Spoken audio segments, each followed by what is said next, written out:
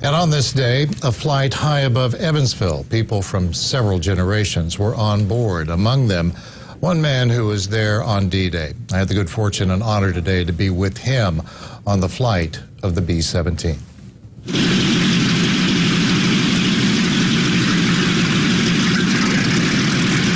An old flying fortress prepares for takeoff. To think there were more than 12,000 of them built during a time America was part of a dangerous world. To think he was a kid. Our targets were to hit the Germans behind as they receded from where the D-Day was going on the beach. And then our target was to keep them from retreating.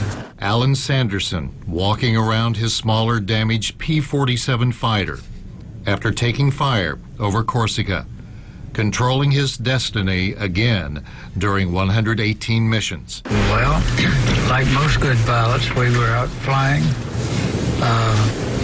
We didn't know where we were going, but we had a mission, and we were flying over southern France.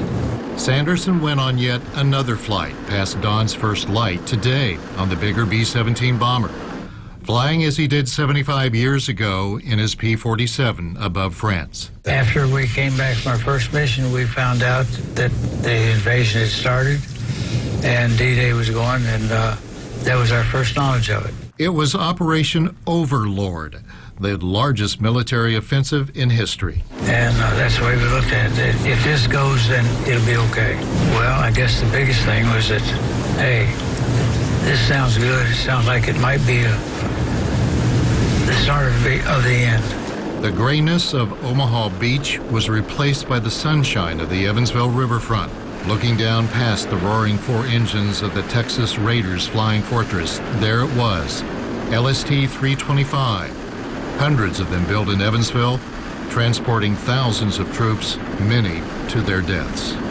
I don't think that the young people today have any idea what war is all about, or what their parents and all their relatives did, even if they weren't soldiers. The members of the B-17 flight crew who were not yet on this earth on that day all volunteered to make these flights possible.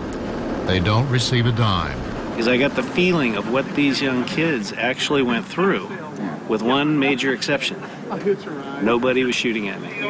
I was lucky to join this pilot. You knew what you had to do, and so you just did it. The clock was ticking. The kids who flew these were trained. Alan Sanderson said he learned to fly in 20 hours stateside. Didn't have much time, but that didn't matter.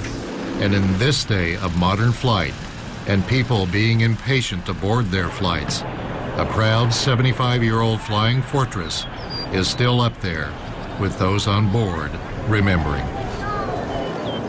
Alan Sanderson is now 96 years old, just like that 20-year-old kid with his hand on the throttle and eye on the horizon.